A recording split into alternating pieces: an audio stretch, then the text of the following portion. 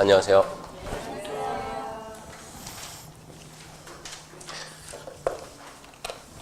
오늘 교재 456페이지입니다.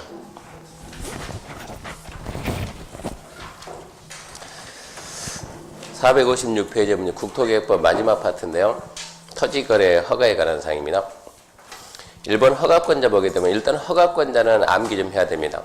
허가권자는 허가구역에 관한 토지를 허가구역에 있는 토지 권한은 시장, 군수, 구청장. 이게 답으로 잘 나오니까 암기해야 되고요. 시군, 구청장입니다. 그럼 이때 2번 보면 허가 대상인데, 자, 허가 대상은 토지거래 허가구역, 박스 봐봐요. 토지거래 허가구역에 있는 토지입니다. 두 번째가 소유권, 지상권 이전 설정하는 계약인데, 세 번째가 유상 계약입니다. 단순히 배우지만 그게 지금 함정이 많이 들었어요. 첫 번째 허가구역에 있는, 허가구역 안에 있는 토지입니다. 살짝 바꿔가지고 허가구역에 인접한 토지, 인접은 안 되고 허가구역 안에 있는. 두 번째는 토지인가 건물인가 물어보니까 두 번째는 토지입니다. 토지고, 세 번째 권리는 소유권, 지상권, 임차권, 전세권, 저당권 속으면 안 되고 소유권과 지상권만. 그러니까 소유권 이전, 지상권 설정 계약할 때 이 얘기요. 네 번째 유상입니다. 유상. 그런데 시험 문제는 유상 또는 무상이 나오니까 유상 계약. 그때만 허가를 받습니다. 그리고 그 밑에 보면 면적 나오는데 면적은 앞전 최죠. 허가구역 지정 공고하면서 면적이 나오는데 그 면적은 그 밑에 박스 보면 면적 나오는데 면적이 시험에 나오면 어떻게 해야 돼요? 암기해야 되겠어요? 이해해야 되겠어요? 이거 암기해야지 이해될 성질이 아닙니다. 그 면적은 나중에 암기해야 되고요. 그 밑에 보게 되면 허가 신청 및 허가 절차에 관한 사항인데, 허가 신청 및 허가 절차는 봅시다. 지금 이 칠판이 토지거래 허가구역을 하고 이 토지에 대해서 거래합니다. 이 토지에 대해서 갑이 을에게 판다고 합시다. 그러면 일단은 허가권자가 시장, 군수, 구청장이니까 시군구청장에게 제일 먼저 허가 신청할 겁니다. 그럼 제일 먼저 해야 될 게 허가 신청을 하는데, 허가 신청은 단독으로 하냐 공동하냐 그러면 공동 신청주입니다. 공동으로 허가 신청하고, 공동으로 허가 신청할 때 허가 신청서에다 기재해야 될 사항이 있습니다. 허가 신청서에 기재해야 될 사항은 한 7가지 정도 있는데, 우리는 뭐 말하면 되냐 그러면 가격입니다. 얼마에 사고 팔고 할까? 가격. 두 번째 뭐가 있는가 그러면 지금 을이 취득한다 그러면 저게 얼마냐? 2억이다. 그러면 2억을 어떻게, 2억이라는 자금을 어떻게 만드느냐? 취득 자금 조달 계획입니다. 취득 자금 조달 계획서를 제출하라. 이걸 보면서 투기인가 아닌가 판단하는 거예요. 그 돈을 어떻게 만들었냐 이 얘기죠. 허가 신청하게 되면 이제 허가 신청 받았으면 심사를 하겠죠. 허가권자가 시장, 군수, 구청장이니까 시군구청장이 심사를 하게 되는데, 심사 기준입니다. 심사 기준, 그 말은 허가 기준 이거하고 똑같은 얘기요. 그래서 심사 기준은 크게 4가지가 있는데, 첫 번째 이용 목적이 적합한가. 이용 목적이 적합한 그 말은 실수요자 맞습니까? 실수요자 맞는가? 이걸 확인해야 돼요. 두 번째는 이용 목적이 그 토지가 있는 그 지역의 토지 이용 계획에 적합한가? 토지 이용 계획이 맞는가? 세 번째 주변 환경하고 맞는가? 네 번째 이용 목적하고 면적하고 맞는가? 4가지를 보는 거예요. 안 써주는 것은 이런 거는 백날 나와도 문제 답이 될 수가 없다는 얘기입니다. 그러니까 우리는 여기를 봐야 돼. 실수요자 맞습니까? 그럼 어떤 사람을 보고 실수요자를 한 게 아니고, 첫 번째 크게 7가지 나와요. 첫 번째 자기의 거주형 주택용지다. 내가 집 지어서 살겠다. 그러면 실수요자예요. 두 번째 그 지역 주민을 위한 복지시설, 편익시설, 이것도 실수요자. 세 번째 농업인이 간단하게 농업인이 농사 지으려고 농지를 산다 그러면 실수요자예요. 이런 식으로 막 해가지고 총 7명. 7가지 해당하면 실수요자고 7가지 해당하지 아니하면 실수요자가 아닙니다. 근데 이 부분이 출제가 자주 되는가? 자주 되진 않아요. 그러니까 이런 내용은 언제 설명하냐 그러면 한 3월달쯤에 설명할 때 다 하는 것이 아니고 1번하고 나중에 3번하고 7번하고 3개만 집중 경략하고, 나머지는 시험 문제 나온다 하더라도 답이 될 수가 없으니까 답대는 1, 3, 7 3개만 좀 보고요. 이렇게 시군구청장 심사해가지고 기준에 맞나 없죠. 기준에 맞는가 안 맞는가. 자, 기준에 맞으면 허가할 것이고 안 맞으면 불허가 해야 되는데 기준에 맞으면 허가해야 되는데 제일 먼저 해야 될 내용이 허가 불허가가 아니고 먼저 뭐가 나오냐 그러면 선매가 나와요. 선매. 제일 먼저 결정할 게 선매. 선매는 무슨 얘기인가 그러면 갑과 을이 허가 신청하게 되면 허가권자 시군구청장은 을을 봐야 되겠죠. 갑이 매도고 얘가 매수니까 얘가 투기 목적인가 아닌가 확인을 해야 돼요. 실수요자냐 투기 목적이냐 확인을 해야 되는데 시군구는 을을 안 봅니다. 을을 안 보고 갑이 팔겠다고 하는 이 토지가 국가기관이 공공용지로 썼을 때 공공용지로 이용했을 때 적합하냐 부적합하냐 이걸 봅니다. 공공용지로 썼을 때 적합하냐 부적합이냐 부적합하다 그러면 국가기관이 공익용으로 가지고 있어봤자 아무 의미가 없다 그러면 선매를 안 해요. 국가기관이 공공용지를 가지고 있으면 딱 좋겠다 그러면 시군구가 갑에게 뭐라 하냐 어차피 팔 토지니까 누가 산다고요? 내가 살 테니까 넌 어차피 팔기를 희망하고 팔면 되는 거 아니냐 내가 살 테니까 나한테 팔아 그걸 보고 선매 그럽니다. 선매 먼저 산다가 선매니까 선매하겠다 그러면 이 이제 토지 소유자에게 저 토지는 선매 대상이다. 선매 대상이라고 통지해 줍니다. 선매 대상 통지하게 되면 이제 계약 체결 못하고 기다리는 거요. 그러면 시군구청장 선매자 지정하는데 선매자가 누가 있냐면 국가도 있고 지방자치단 지자체, 국가 지자체, 그리고 토지공사, 그리고 공공기관, 그리고 공공단체입니다. 이 자들 중에서 이제 선매할 자를 지정을 해야 돼요. 5가지 중에서 여기 괜찮은 토지가 있는데 혹시 살 사람이 있습니까? 라고 했을 때 아무도 사겠다는 의사표시가 없으면 선매는 안 하는 거예요. 누군가 사겠다는 의사가 있어야 돼요. 살 사람이 있습니까? 토공이 내가 사겠다. 그러면 시군구청장은 이제 시군구청장은 갑에게 누가 토지공사가 선매자다 나는 거 이렇게 알려주는 거예요. 토지공사가 선매자니까 갈 테니까 기다려라. 그러니까 토지공사 가가지고 갑하고 이제 선매를 해야 되는데 선매 대상 통지했다 그러면 토지공사하고 갑하고 선매를 해야 되는데 먼저 선매를 하기 위해서 시군구청장이 선매자가 토지공사다라는 걸 지정하고 통지해 줍니다. 이 기간이 얼마냐? 이 기간이 얼마냐? 허가 신청하고 한 달 줍니다. 한 달 내에 선매자가 누구다라고 지정 통지해주고 그러면 선매자로 지정받은 토지공사는 선매자로 지정된 날로부터 한 달 줍니다. 한 달 내에 선매 협의를 끝낸다 그래요. 선매 협의를 끝낸다. 이것도 마찬가지로 선매자 지정 통지하고 한 달은 기간 내 선매 협의를 끝냅니다. 여기서 잘 보게 되면 선매 그다음에 뭡니까? 협의. 선매는 협의 매수하는 것이지 절대 강제로 하는 것은 아닙니다. 선매는 협의 매수이기 때문에 협의에서 먼저 산다 이 얘기입니다. 협의 매수. 그러니까 갑이 기다리겠는데 토지공사 가가지고 갑에게 실컷 얘기하는 거예요. 이래서 이 토지는 내가 살 테니까 나한테 팔아 했을 때 갑이 한참 듣고 있다. 다 듣고 난 다음에 얘기가 끝났습니까? 끝났다. 갑이 간단하게 싫어. 이러면 끝나는 거예요. 이게 팔고 안 팔고는 이것은 갑의 순수한 자유의사입니다. 여기서는 선매에서는 절대 강제성이 동원되면 안 돼요. 그래서 우리가 공공용지 확보 측면에서 가장 좋은 제도가 뭔가 그러면 선매 그럽니다. 선매.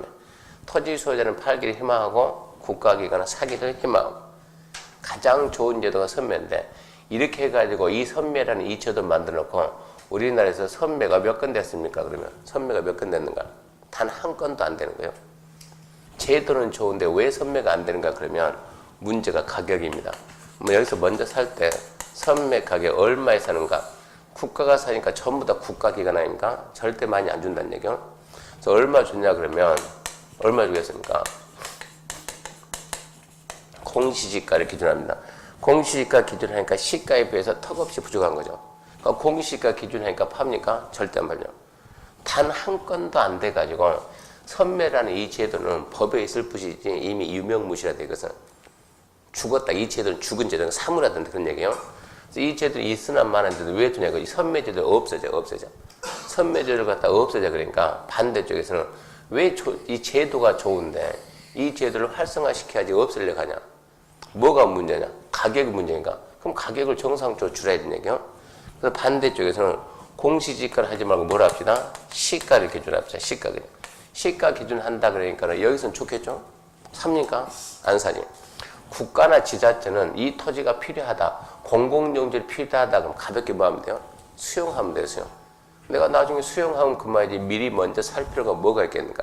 그래서 절충안이 나오는 게 이 중간입니다, 중간. 절충안이 뭐가 나오냐 그러면 감정가격입니다. 그러면 뭐를 기준하자? 예, 감정가격을 기준하자. 감정가 기준. 감정가 얼마 나오냐? 감정가 만약에 100원 나왔다. 얘들이 가격 썼는데 얼마에 썼냐? 가격을 갖다 만약에 얘가 갖다 150원에 썼다. 가격을. 그럼 얼마만 주자고요? 감정가만 주자고. 뭐 선매가 안 되겠죠? 근데 얘가 만약에 200원 나왔다 그러면 이러고 200원 나왔습니다. 감정가 200원이다. 얼마 써왔고요? 150원. 얼마 주겠습니까? 150원 줘야지. 얘들 희망가가 150이니까. 그러니까 일단은 감정가격을 기준을 한다. 기준으로. 감정가 기준을 하되 신청서에 적힌 가격하고 뭘 해가지고 좀 비교해서 신청서에 적힌 가격이 작으면 그 가격으로 할 수 있다. 이런 얘기요. 그러니까 얼른 비교해서 감정가를 비교해가지고 둘 중에 무조건 낮은 금액 이런 얘기입니다. 이 제도가 선매제도입니다. 선매 협의한다고 했으니까 여기서는 절대 뭐가 들어가면 안 된다고요? 강제성이 동원되면 안 되는 거예요.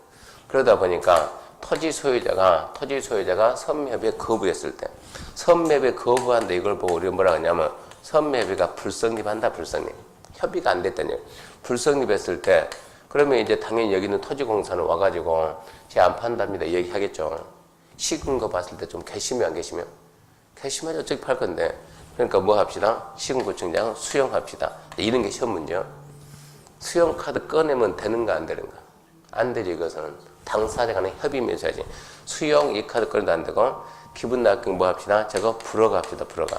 불어가 합시다. 그러면 돼야 안 돼요? 안 되는 거예요. 팔고 말고는 갑한테 맡기란 얘기요. 갑이 싫다 그러면 이제 시군구는 정상적으로 뭐 해가지고 기준에 맞는가 안 맞는가 조사해서 기준에 맞다 그러면 허가 기준에 맞다 그러면 뭐 해줘야지? 허가를 해야지. 허가를 해야지. 여기서 뭐 수용 그런 게 나면 안 돼. 기준에 맞으면 허가. 허가했습니다. 허가할 때는 말로 하는 것이 아니고 뭘 줘야 돼요? 허가증을 교부해야 돼. 뭐 허가증 받았습니다. 이제 우리는 허가증 받았으면 자기 앞으로 당연히 이전 등기했겠죠. 자기 앞으로 이전 등기하고 끝나는 것이 아니고 그 다음에 뭐가 생깁니까 하면 이용 의무를 줍니다.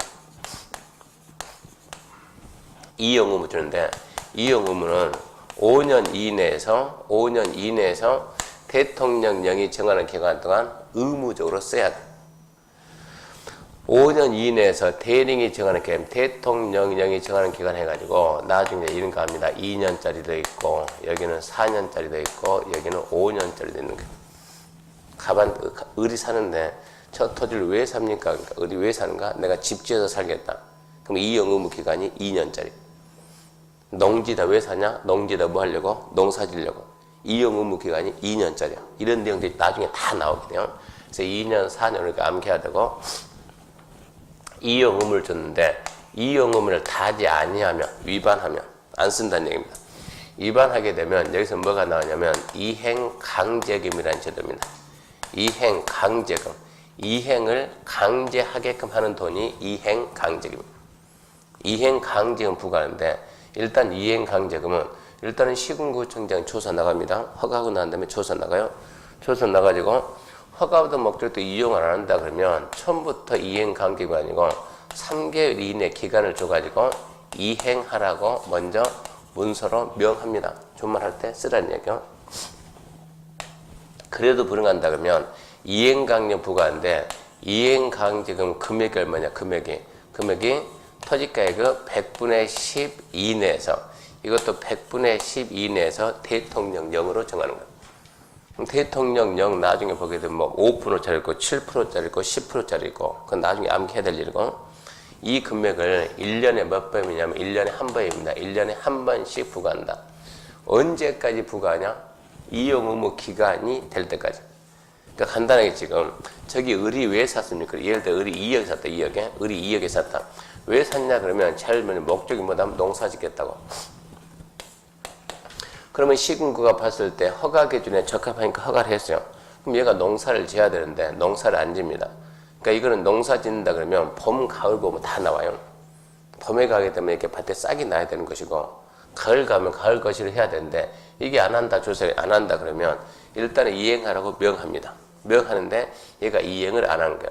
이행을 안고 있다 그러면 1년에 얼마씩? 10%씩. 1년에 10%면 얼마입니까 이게? 2천이네, 2천.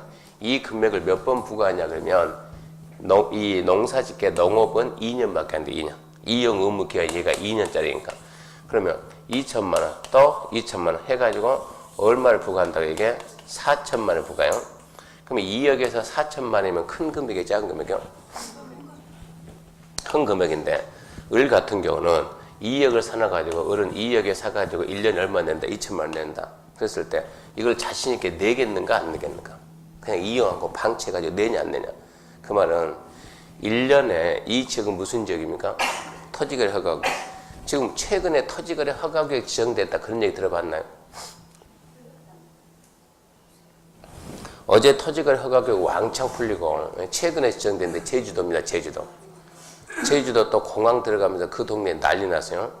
그러니까 우리 육지 여기는 지금 경제 성장률이 2%, 제주도는 8%. 그러니까 제주도는 지금 어마어마한 거예요. 그러니까 투기권은 또 제주도 다 가기 시작한 거고. 그러니까 어제 뉴스 보면 제주도에서 또 칼을 빼든 거예요. 투기권을 갖다 단절하겠다. 강력히 말은 하지만 속으로는 단절하면 안 돼요. 이게 좀 경기가 좀 침체에 사라져야 되니까. 그러니까 말은 외부적으로 강력하게 하겠다 해놓고 속으로는 아마 어서 오세요 물밀 그럴 거예요. 이러고 있으니까 토지거래 허가구역에서 1년에 땅값이 10% 뛰겠냐 안 뛰겠냐 이런 얘기야. 10%만 뜁니까? 2배 뛰지 2배. 내가 10% 2천 내도 내년 가면 이거 얼마 된다고? 4억짜리 된다고. 그러니까 전혀 개의치 않고 전다고 2천 내겠다 2천 내겠다. 그 다음에 또 2천 내겠다. 2년이 지났죠 2년. 2년이 지났으면 나는 이용 의무 기간이 지났습니다. 더 이상 부과할 수 있어요 없어요? 없어요. 더 이상 부과할 수 없으니까 난 떳떳하게 그냥 방치하면 되겠네요. 근데 법이 그렇게 단순하진 않아요. 일단 여기서 2년이 딱 지난 다음에 2번을 부과했는데 더 이상 이용을 안 한다 그러면 시군구청장이 을을 따로 불러가지고 을 나 좀 봅시다 해가지고 물어봐요. 제일 처음에 이거 왜 산다고 했습니까? 우리 자신 있게 말하겠죠. 뭐 한다고? 농사 짓겠다고. 나도 농사 짓는다고 해가지고 당신이 실질적으로 농사 질 줄 알고 나는 그것만 믿고 허가를 했는데 왜 농사를 안 집니까 그러면? 2년 동안 농사를 지어야 되는데 왜 안 집니까? 우리 뭐라 하겠어요? 그러든가 말든가. 원하는 내가 돈도 다 냈는데 뭐가 불만이냐고 얘기할 수가 있겠죠? 그러든가 말든가 이제 2년 기간도 끝났는데 그러면 허가권자가 을한테 뭐라 하냐? 너 처음부터 농사질 의사가 없었지. 처음부터. 농사질 의사가 없었는데 나한테 거짓으로 농사진다고 했지? 그거 아닙니까? 거짓 기타 부정한 범위가 허가 받은 거 아닙니까? 그러면 얘한테 어떤답니까? 미안하지만 네 허가 다시 취소다. 허가 취소. 허가 취소 그러면 원상태 되돌아가는 거요. 소유권 누구한테 가야 되고 갑한테 다시 가야 되고 너는 갑한테 얼마를 갖다 찾아오고 2억 찾아오고 이렇게 해야죠. 허가 취소하고 그냥 그대로 두면 되겠지 안 되겠어요? 안 되겠죠. 그래서 얘는 1년 이하의 징역 1천만 원 이하의 벌금 2일이 가는 거예요. 그러니까 이용 의무 기간이 끝났다고. 근데 대부분 이게 우리 시험 문제 안 나와. 여기까지 시험 문제 안 나오니까 대부분 공부하는 사람들이 여기서 멈춰요. 여기서 멈춰가지고 이용 의무 기간이 끝났으면 끝났습니다. 이러고 말해버리는 거예요. 그러니까 밖에 나가서 실무할 때, 어업할 때 절대 그러면 안 된다는 얘기예요. 이용 의무 기간이 끝났다고 그 끝난 거 아니야. 절대 끝난 그 다음 조치 있는 거예요. 이용 의무 기간이 끝나면 어쩐답니까? 얘 허가 취소한다. 허가 취소하고 1년 이하의 징역 1천만 원의 벌금인데 허가 취소당하면 을이 불이익을 봐야 안 봐요? 보죠. 그러면 허가 취소하기 전에 을을 또 다시 불러. 다시 나와가지고 시군구가 자 왜 농사 안 졌습니까? 나한테 변명하세요. 변명을 해보라고. 얘가 변명할 게 있어요? 없어요? 없어요. 왜 농사 안 졌습니까? 변명할 게 없는 거요. 할 게 없다면 허가 취소. 왜 농사를 안 졌습니까? 물어봤더니 을이 씩씩하게 내가 농사를 지려고 했는데 농사 지려고 딱 폼적이 있는데 국방부 장관이 오라고 하더라. 무슨 얘기요? 그래서 내가 1년 8개월 거기 갔다 왔다. 군대 갔다면 정당한 이유가 있는 거. 내가 농사 지려고 했는데 갑자기 쓰러져서 병원에 입원했다. 입증을 해야 되는 거야. 있잖아요. 내가 농사 지려고 했는데 신랑이 호주로 발령 나가지고 2년 갔다 왔다고. 정당한 사유가 있는 경우는 허가 취소하면 안 되는 거예요.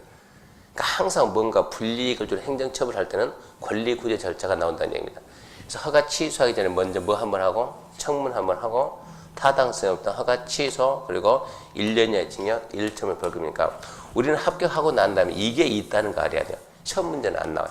시험 문제 안 나오지만 이게 있다는 거 알아야 합격하고 난 다음에 토지개발 허가제에서 중개했을 때 실수를 안 합니다.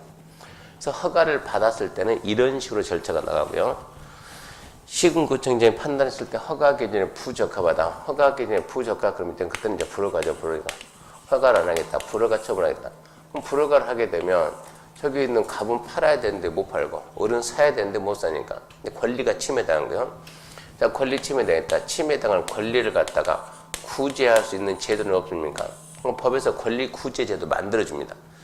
불허가 처분에 대해서 불만이 있으면 찾아오라 해가지고 권리 구제 해가지고 불허가 처분했을 때는 왜 불허가다 먼저 사유입니다. 사유. 불허가 처분 사유를 서면으로 알려주고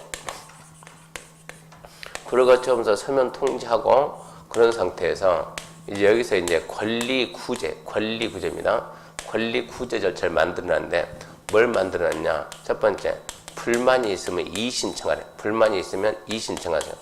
언제까지 가는가? 한 달 내 시, 군, 구청장 찾아가서 왜 불허간가라고 뭐 하라고요? 이의신청 한번 해라. 이 말은 다시 한번 심사해달라. 심사.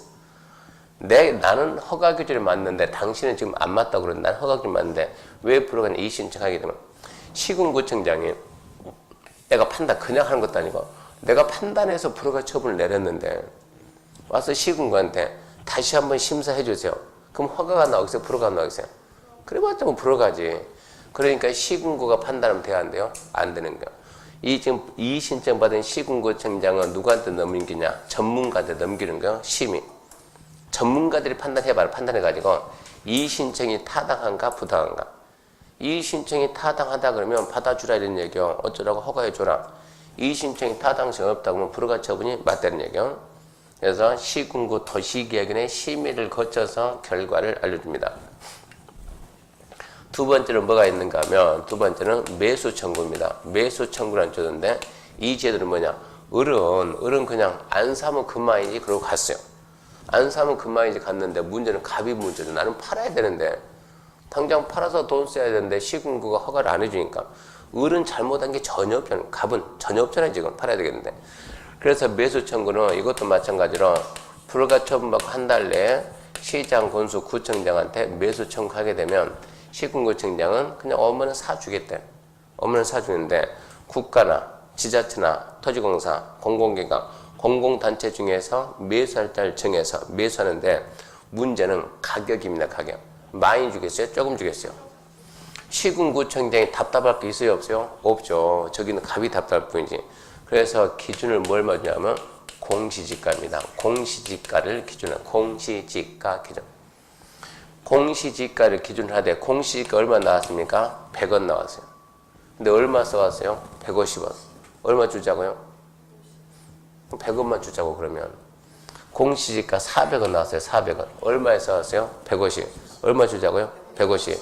그러니까 공시지가를 기준으로 하되 또 뭐 봐야 돼요? 신청세 적힌 가격이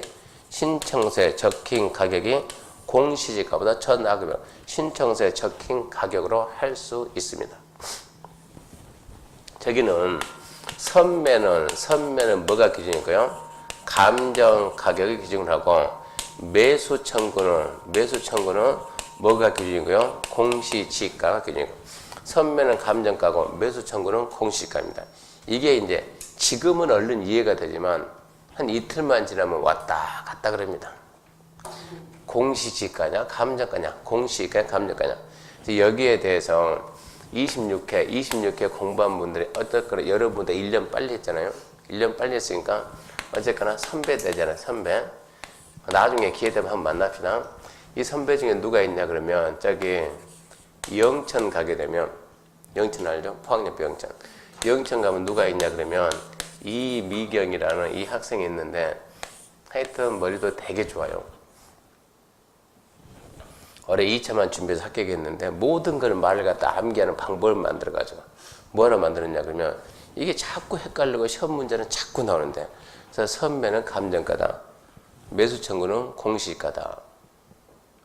어떻게 해서 이걸 갖다가 암기할까? 그래서 생각을 하는 게 우리나라 축구 선수, 우리나라고 세계적으로 축구 선수 중에서 공 잘 차는 게 호날두가 잘 쳐요? 메시가 잘 쳐요? 메시가 잘 찹니까? 그래서 메시가 이 말은 게요. 메시가 V 앞으로 선정됐다 해가지고 메시 선정이라고 말하면 메시 선정. 메시니까 지금 메시 선정이면 예주에 매수 청구. 여기 매수 선배 그러면 안 되고 매수 청구할 때 뭐라고 공시지가 이래서 메시 그리고 선매는 감정까지 해가지고 선매는 감정까지 해가지고 메시 선정 이런 식으로 암기했어요. 원래는 이해를 먼저 쓰고 이해를 늦게 써야 되네. 그래서 메시 선정 그렇게 암기해야 됩니다. 매수 청구는 공시지가를 하고 선매는 감정가로 합니다. 이렇게 해가지고 이제 선매니 허가니 불허가니 뭔가 결론을 내야 되는데 자 저기서는 허가 신청을 기다리는데 아무런 말이 없습니다. 아무런 말이 없다. 미처분입니다. 그런 상태에서 시간은 계속 이러고 흘러가는 거예요. 그러면 허가 신청한 갑하고 을은 언제까지 기다릴까? 계속 기다릴 거 아닙니까? 그랬을 때 이 기간이 자 선매인지 이거죠?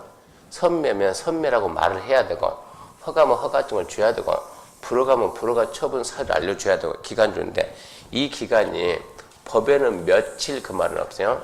법에는 며칠 그 말은 없고 이걸 보고 그냥 우리 법에서 뭐라 하냐면 처리 기간입니다. 처리 기간. 그러니까 시험 문제는 처리 기간 내 처분이 없으면 처리 기간 내 그럼 이 날짜가 지났어요. 처리 기간 내 처분이 없으면 뭐라고 하는가? 기간이 끝나는 다음 날입니다. 다음 날 허가받은 걸로 간주합니다. 간주. 민법 시간에 간주하고 추정 배우죠. 간주. 새로운 사실 입증해도 번복 뒤집을 수가 없는 게 간주예요. 다음 날 허가받은 걸로 간주하고 시군구청장은 지체 없이 허가증을 교부해야 됩니다. 근데 이 제도는 다른 데서는 이 제도 절대 쓰면 안 되는 거예요. 개발행위 그러면 생각나는 게 뭐 있습니까? 건물 더죠. 개발행위 허가 신청하면 며칠 내 처분하랬어요? 15일이죠, 15일. 개발행위 허가 신청하면 15일 내 허가 불허가 처분해야 돼요. 15일 내 처분이 없으면 어쩔까요? 15일 내 처분이 없으면 다음날 허가받은 걸 본다? 절대 그러면 안 되는 거예요. 처분을 해야 되는데 처분을 안 했죠? 법에서 15일이라는 기간을 주고 이 기간 내에 처분하라고 했는데 처분을 안 했잖아요. 처분을 해야 되는데 안 하는 거예요. 적극적으로 처분해야 되는데 안 했다고. 안 하고 가만히 있는 게 뭡니까? 부작입니다. 부작이. 적극적으로 하는 걸 보고 자기 그래 자기. 처분 안 한다 그러면 아무런 처분 안 하고 있는 게 그 자체가 뭐라고요? 처분인데 이건 부작위 처분이야. 부작위 처분. 이 처분입니다. 처분. 이 처분이 뭐다? 위법하다. 아니면 부당하다. 당연히 법에서 어쩌라는데 하라고 했는데 안 했잖아요. 위법하죠? 그럼 뭐가 된다고? 행정쟁송의 대상이 되는 게요. 행정상 다툼, 행정심판 제기하고 안 되면 소송 제기하고 그쪽으로 넘어가는 것이지 처분이 없으면 다음날 허가받은 걸 본다. 절대 아니란 얘기요. 다음날 허가받은 건다. 그건 유일하게 어디에서만 토지거래 허가제에서만. 다른 데서는 절대 이 생각을 하면 안 된다는 얘기예요. 유일하게 우리 토지거래 허가제도만큼은 처리기간 내 처분이 없으면 다음날 허가받는 건다. 이 제도는 토지거래 허가제에서만 쓴다라고 알아야 됩니다. 그래서 여기까지 내용이 토지거래 허가제에 관한 사항이요. 그러니까 이 내용 가지고 문제가 두 번째 시험 문제. 앞전에 했던 토지거래 허가구역 지정 절차가 첫 번째 시험 문제고 두 번째는 허가 절차를 알겠는가. 이런 내용들이 1월달 가면 강의 노트에다 지금 했던 거 똑같이 써가지고 그대로 주니까 웬만하면 수업 시간에 따라 쓰려고 했으면 안 됩니다. 따라 쓰면 무조건 손해입니다. 여기까지 해서 국토계획부 마치고 그 다음에 도시개발법 갑니다.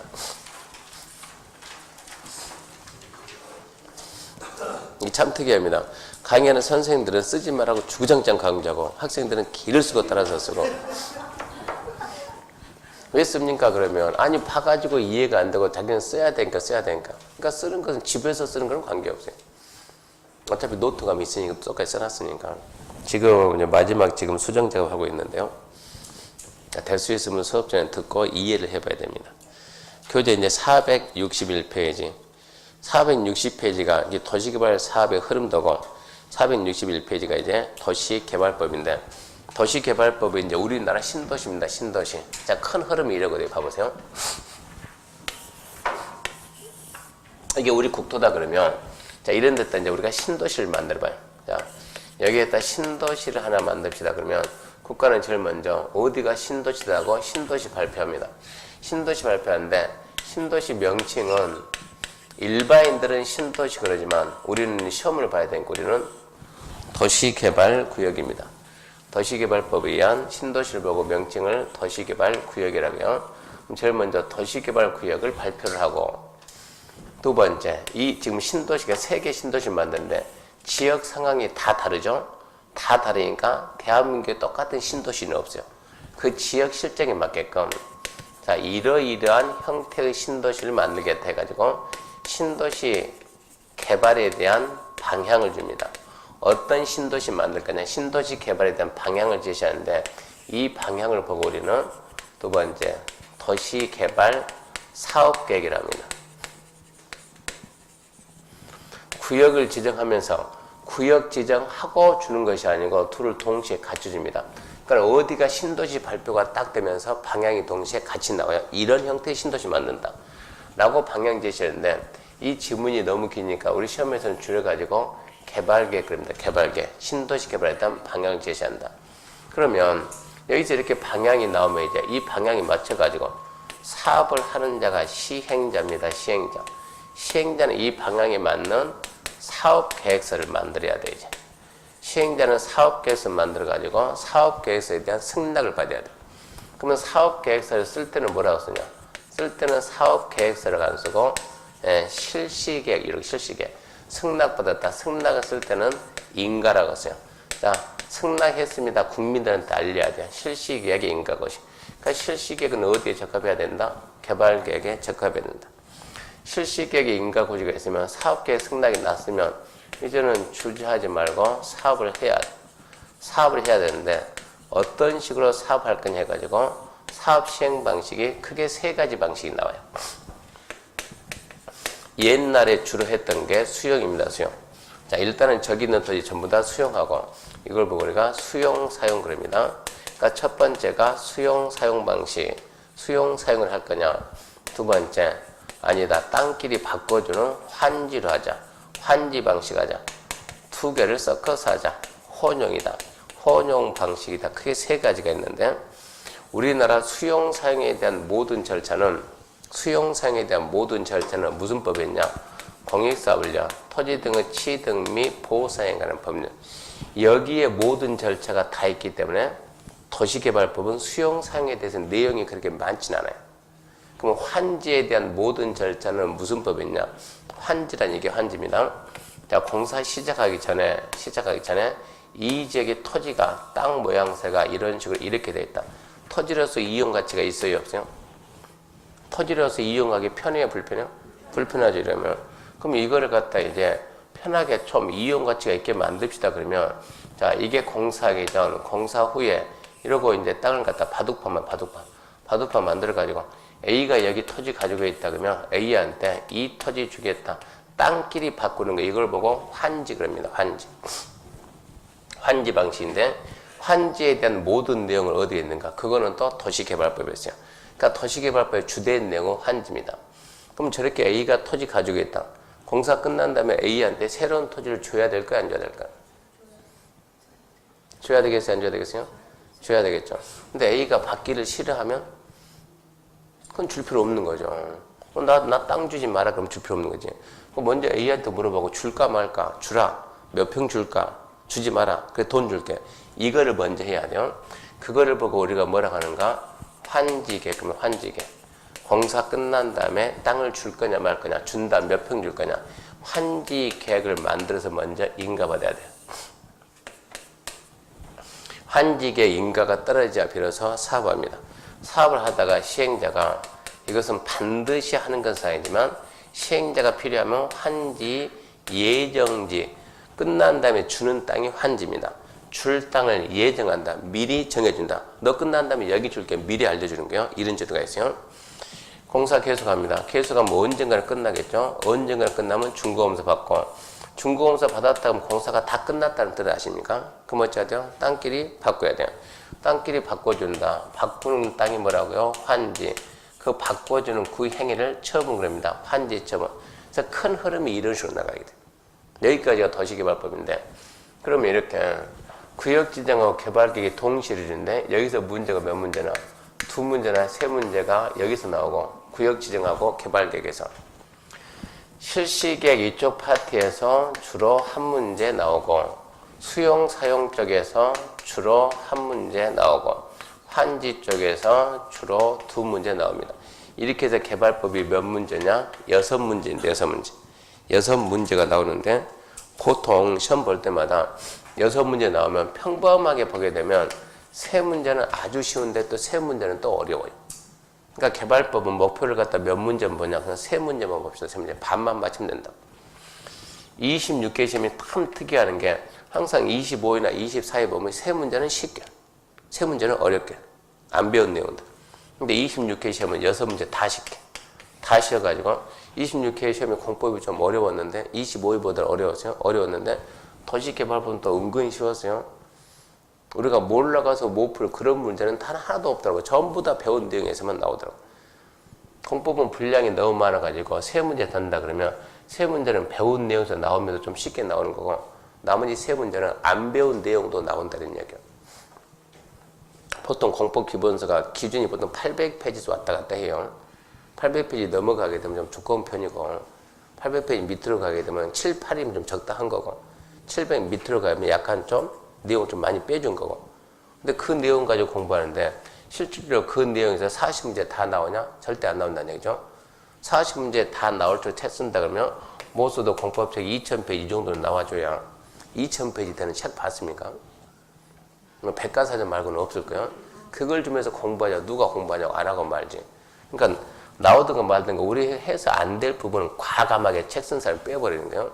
그러다 보니까 6문제 나오면 3문제는 그래도 충분히 맞추겠다는 얘기예요. 3문제는. 그러니까 목표를 3문제 더 넣고 시작을 하는데요. 도시개발구역이 딱 나오면 첫 번째, 딱 5가지만 잡으면 돼요. 첫 번째, 도시개발구역은 누가 지정하냐, 지정권자. 어려도 이게 시험 문제입니다. 지정권자가 누군가. 두 번째, 도시개발구역 지정할 때 일정한 절차가 있습니다. 지정 절차 찾아보고. 세 번째, 대상 지역. 어디서 지정하면서 그때 면적 얼마인가, 대상 지역은 얼마고 면적은 얼마인가. 네 번째, 도시개발구역이 지정되면 어떠한 효과가 있는가. 다섯 번째, 도시개발구역이 해제됩니다. 해제되는 시기는 언젠가. 5가지를 딱 정리해야 돼요. 도시개발 사업계획 개발계획인데, 개발계획 첫 번째, 개발계획은 언제 수립을 하는가, 수립 시기. 두 번째, 개발계획에는 어떠한 내용이 있는가. 다음에 세 번째, 개발계획은 누가 어떻게 해서 변경을 하고. 네 번째, 개발계획을 만들 때 동의받아라. 동의 기준이 있어요. 얼마 동의를 받을 거냐. 다섯 번째, 개발계획을 만들면서 복합적인 기능을 갖는 도시, 자족도시를 만들기. 5가지요. 그러니까 이게 지금 구역지정에서 5개 정리하고 개발계획에서 5개 정리하면은 시험 문제 나올 수 있는 내용 거의 다 본 겁니다. 저런 식으로 하나씩 정리해 나가면 됩니다. 그러면 461페이지 가가지고 461페이지 도시개발법 해가지고 1번 목적은 시험에 안 납니다. 시험에 안 나면 뭐라 해야 돼요? 예, 공공복리 정진이다. 이제 공공복리 정진. 2번 용어의 정의입니다. 용어에 정의해가지고 1번 도시개발구역이란 그 시험에 안 나와요. 의미 없어요. 2번 우리는 시험에 나오는 내용도 다 못 보는 거예요. 그러니까 시험에 나오는 거 위주로 봐. 안 나온 거 보지 말고. 2번 도시개발 사업이란, 얘는 나와요. 도시개발 사업이란. 도시개발 사업이란 도시개발구역에서 주거, 상업, 산업, 유통, 정보통신, 생태, 문화, 보건 및 복지 등의 기능이 있는 단지 또는 기능이 있는 시까지 조성해서 시행하는 사업이다. 몇 가지 기능인가 세보세요.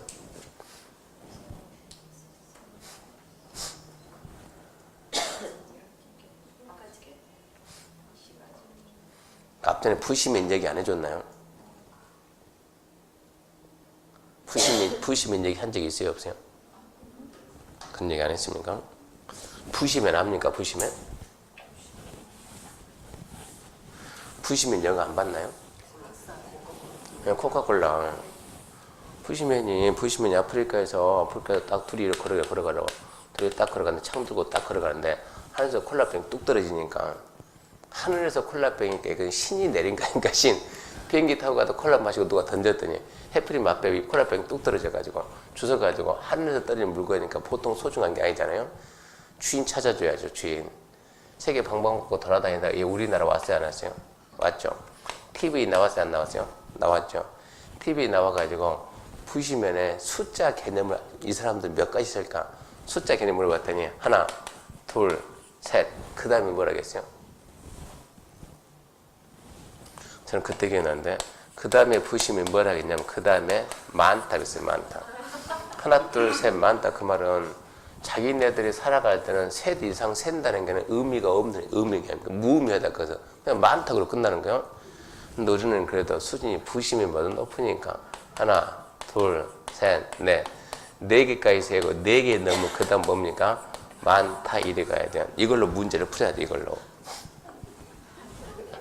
제가 첫날 얘기했습니다. 우리는 실력하고 공법은 실력만 가지고 절대 안 돼. 실력만 가지고 배운다고 하면 이걸 갖다 1년 해서 우리가 실력을 쌓을 수가 없어요.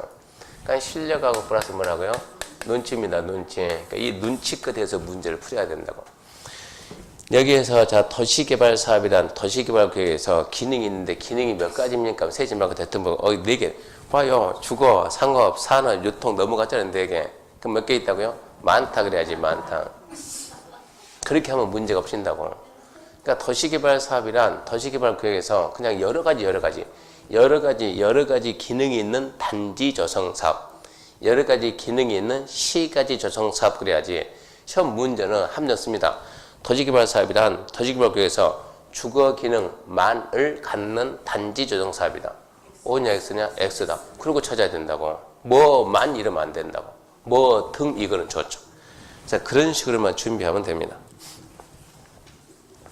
넘겨보면 2절에서 2절 개발계획 수립 및 도시개발 구역 지정에 관한 사항인데 거기 보게 되면 그 위에 그림이 있죠. 그림이 쫙 이렇게 펼쳐지는데 대부분 우리가 자 도시개발 사업은 뭐 하는 법입니까? 신도시 만드는 법입니다. 그러면 신도시를 어떻게 만듭니까? 우리가 생각하는 거하고 도시개발법은 약간 틀려요. 대부분 신도시 만든다 그러면 우리는 이 생각합니다. 이거 산이 있다. 산이 있는 게 신도시 만든다 그러면 산을 어째가지고 샥 깎아가지고 산을 깎아서 일단 뭐를 만들고 택지정하고 산을 깎았다. 뭐 했다고요? 택지정했다. 그 다음에 여기다 뭐 짓는다? 아파트 짓는다. 이 생각하거든요. 그럼 신도시가 완성된 거예요. 이 생각하는데 도시개발법에서 말하는 신도시는 산을 깎아서 뭐 하고요? 택지 조성하고 여기까지가 도시개발 사업이에요. 택지 조성 여기까지가 도시개발법 이 법에서 말하는 도시개발 사업입니다. 도시개발 사업. 그러니까 지금은 도시개발 사업 그러지 옛날에는 지금 거의 그림 봐봐요. 그림 보게 되면 쫙 해가지고 이게 지금 도로가 이러고 삼거리도 이러고 있고 이런데 지금 무질서하게 지금 이런 식으로 된 이런 데를 갖다가 쫙 해가지고 바둑판처럼 이렇게 도로 크게 샥샥 만들어 놓고 도로 만들고 이렇게 했잖아요. 이거 보게 되면 이런 사업 보고 우리가 무슨 사업 한다 그래요? 토지 구획을 이렇게 구획을 이러고 정리하잖아요. 그럼 구획을 정리하는 이게 무슨 사업이에요? 구획 정리입니다. 구획 정리. 토지 구획 정리 사업. 농지가 이러고 돼 있다고 이거 뭡니까? 농지 경지 정리.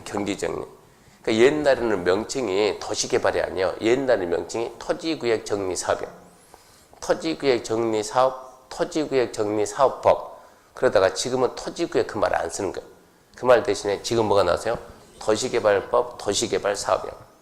그러니까 거창하게 뭐 신도시 만든다 했으니까 당연히 건물이 올라가야 신도시 생각할 수 있는데 도시개발법은 절대 건물을 건축하는 법이 아닙니다. 도시개발법이 이렇게 구획정리만 딱 끝나면 여기까지가 도시개발법, 도시개발 사업이요. 그러면 건축물이 있어야 도시가 되잖아요. 건축물 건축하는 것은 건축법하고 무슨 법에서 이것은 주택법에서 알아서 할 일이고 이것은 건축하는 것은 건축법이나 주택법이 하는 것이고, 그러니까 도시개발 사업할 때 항상 이것은 구획정립이나 택지 조성에서 끝난다 그 생각을 해야지 건물까지 가면 절대 그것은 안 되는 거예요. 건물이 나올 수가 없습니다. 먼저 이제 2절 해가지고 먼저 개발계획 수입이 나오는데, 자, 개발계획 수입 시기에 1번 원칙, 도시개발구역 지정 전 해가지고 지정권자는 도시개발구역을 지정하려면 해당 도시개발구역에 대한 도시개발 사업계획을 수립해야 된다. 이것은 자세히 보면 도시개발구역 지정하려면 뭘 만든다고? 개발계획을 만든다. 그러니까 구역 지정하기 전이다. 이렇게 해석하면 안 되는 거예요. 1번은 원칙은 아무 의미가 없으니까 넘어갑니다. 시험에 안 나오니까. 무슨 얘기냐? 도시개발구역이, 이게 도시개발구역이 하루아침에 지정이 되어 있습니까, 이게? 도시개발구역 지정하려면, 자, 여기가 위치가 맞습니까? 첫 번째 조사 들어가고, 조사 싹 끝났으면, 두 번째 주민의 의견들이에요. 주민의 의견 듣고, 주민 여러분 여기다 신도시 만들려고 하는데 여러분 생각은 들어보고, 세 번째 관계부처하고 협의하고, 네 번째 전문가들이 먼저 내부 결정 심의하고, 그리고 난 다음에 구역을 지정하고 고시 딱 하면서 구역 지정 고시가 딱 되면서 개발계획이 동시에 발표가 같이 되는 개발계획이. 그러니까 지금 구역 지정하는 과정에서 개발계획이 같이 만들어진다고. 이러이러한 형태 신도시 만들어가지고 구역이 지정되고 고시할 때 고시가 알리는 거니까 개발계획도 동시에 발표하고 동시에 발표하니까 구역이 먼저냐 개발계획이 먼저냐 이거 논하는 것은 아무 의미가 없어요. 그러니까 여기에서 원칙은 시험에 낼 수가 없고 나오지도 않아요. 근데 2번 예외인데 구역 지정 후입니다. 다음 하나에 해당하는 지역에 도시개발구역 지정할 때는 구역 지정 후 개발계획 수립할 수 있다. 이게 또 올해 시험 문제였어요. 이게 벌써 두 번, 최근에 두 번. 구역 지정 후에 개발계획 수립할 수 있는 지역이다. 해당하지 않는 지역은. 그럼 1번에 자연녹지, 2번에 생산녹지, 3번에 도시재개, 4번에 국토교통부 장관이 국가 균형 발전을 위해서 관계 중앙행정기관 장과 협의해서 지정하려는 지역. 5번 해당 도시개발구역에 포함되는 주거, 상업, 공업적 면적합계가 전체 도시개발구역 지정 면적의 100분의 30 이하인 지역. 처음에는 열심히 암기합니다.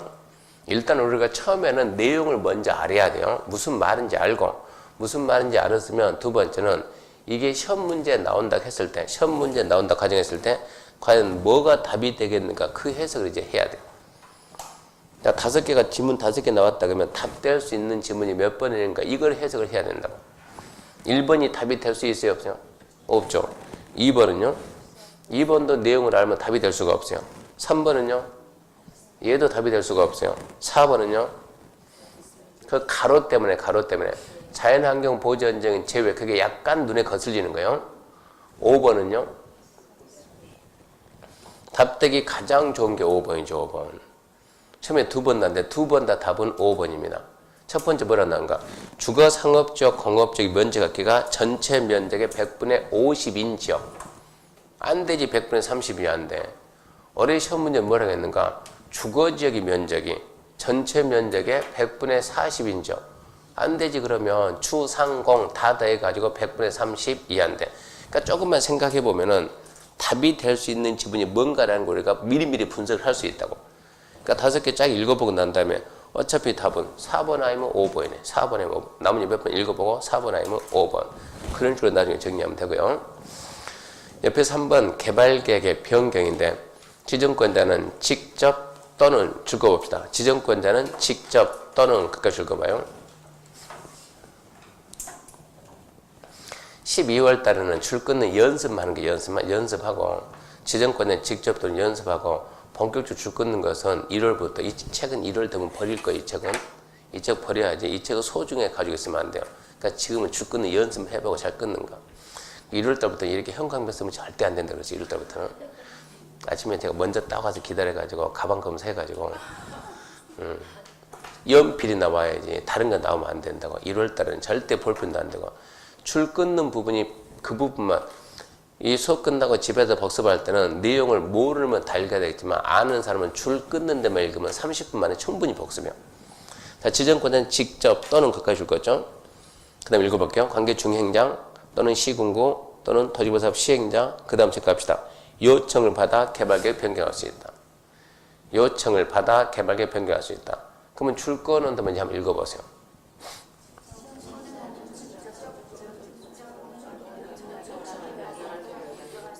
그렇게만 알고 있으면 된다고요. 지정권자는 직접 변경할 수도 있고 요청 받아 변경할 수도 있고 누가 요청합니까? 이런 거 안 물어요. 안 물으니까 직접 변경할 수도 있고 요청 받아 변경할 수 있는데 시험 문제 나온다 그러면 앞에나 뒤 하나를 분명 바꾼다고. 지정권자는 직접 개발 계획을 변경할 수는 있어도 요청 받아 변경할 수는 없다. 틀렸다. 지정권자는 개발 계획을 직접 변경할 수는 없지만 요청 받아 변경할 수 있다. 틀렸다. 그런 식으로 나온다고. 그러니까 단순해요. 직접 변경할 수도 있고 요청받아 변경할 수 있고. 아주 쉬워요. 아주 쉬운데 왜 시험 보면 떨어져요? 이렇게 시험에 나오면 왜 틀리고 떨어지냐고. 생각이 안 나요. 생각이. 아주 쉬운 내용들이 너무 많아요. 너무 많아가지고 나중 가게 되면 배운 기억이 없어요. 배운 기억이. 이게 문제가 돼요. 하나하나 내용 보면 별것도 아닌데. 2번 개발계 수입 동의에 관한 사입니다. 개발계 수입 동의 환지 방식 원칙 지정권자는 환지 방식 줄 거 봅시다. 환지 방식. 환지 방식 토지개발 사업에 대한 개발계 수입하려면 환지 방식이 적용된 지역에 토지 면적 3분의 2 이상에 해당하는 토지 소유자와 와를 갖다 잡아보고 와 잡고 그 지역 토지 소유 총수 2분의 이상 동의받는다. 예외 지정권자는 토지개발 사업을 환지 방식 시행하려고 개발계 수입하거나 변경할 때 토지개발 사업 시행자가 체크합시다. 시행자가 국가 지자체이면 동의받을 필요가 없다. 시행자가 국가 지자체면 동의받을 필요가 없다. 설명 들어보세요. 자, 여기에다 신도시 만듭니다. 신도시 여기다 신도시 만듭니다. 이러이러한 형태의 신도시 만들 겁니다. 이러이러한 형태의 신도시 만든다. 이걸 보고 우리가 뭐라고요? 개발계획입니다. 개발계획. 자, 개발계획 수립할 때 이 개발계획에 대해서 주민 동의받으러 주민들이 원하지 않는 신도시를 만들지 말란 얘기입니다. 그럼 주민들이 원하는 신도시 만들자.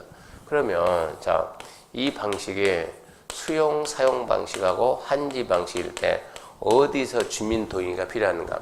이러이러한 형태의 신도시 만들려고 합니다. 그러면 주민 여러분 찬성할 겁니까? 생각해봐요. 수용 사용 방식이면 이 안에 있는 주민들이 살고 있는 사람이 그대로 다시 정착하는 거예요? 아니면 보상을 받고 떠나가는 거예요?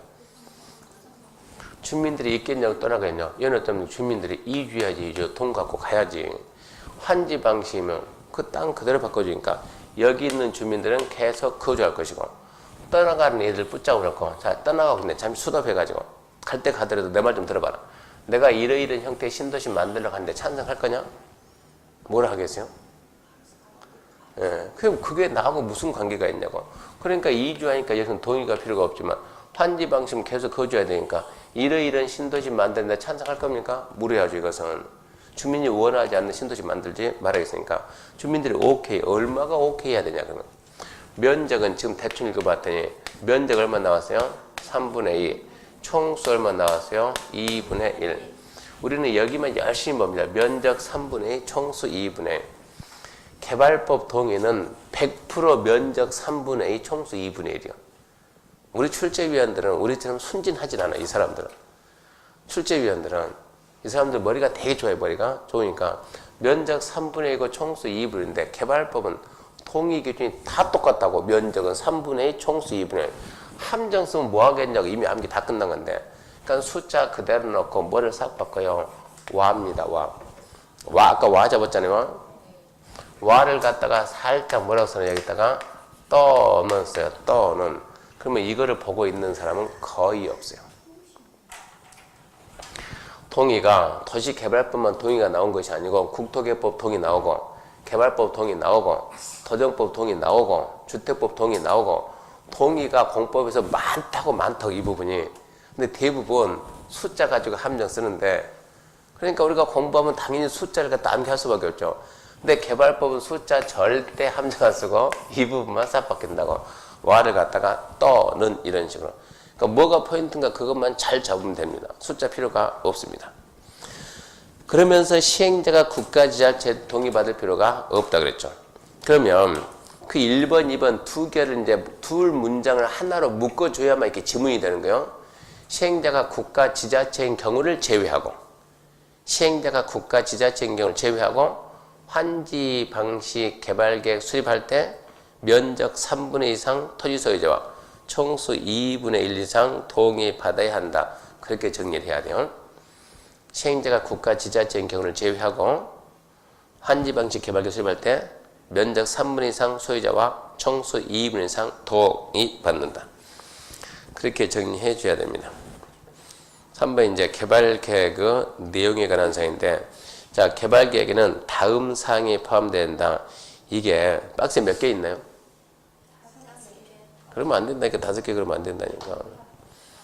지금 쓰다 말았어요. 이거 엄청나게 많은데, 처음 문제가 이것은 한 문제가 잘 나옵니다. 개발계획의 내용에 해당하지 않는 것. 책에도 없는데 무슨 식으로 다 합니까? 개발계획 내용에 해당하지 않는 것은. 그럼 정답은 지구 단위 계획입니다. 그러니까 나중에 기본선 나오면 씁니다. 개발계획 내용에 해당하지 않는 것, 그 문제 나오면 정답 지구 단위 계획. 지구 단위 계획 빼고 다 있습니다. 개발계획의 내용에 뭐 빼고 다 있다고요? 지구 단위 계획만 빼고 다 있습니다. 시험 문제가 개발계획에는 인구 수용 계획이 포함되어 있다. OX요? 몇 번이 있습니까? 9번 그래야지 모르긴 뭘 몰라요. 9번 그럼 누가 할까요? 개발계획에는 교통처리계획이 포함되어 있다. 있어요. 개발계획에는 환경보정이 포함되어 있다.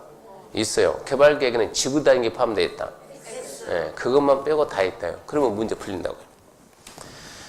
그 다음에 이제 4번은 개발계획의 구체적 수립 기준 해가지고 우리는 2번 보면 2번 복합기능 나오죠. 복합기능.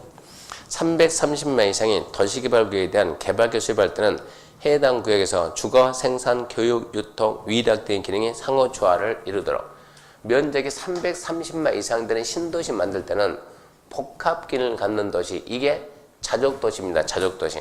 자족도시가 되도록 해야 된다. 330만 이상 되면 자족도시 만들라 이런 얘기입니다. 그러니까 숫자 암기 좀 해야 되고요. 거기까지가 개발 계획입니다. 잠시 쉬고 구역 지정부터 하겠습니다.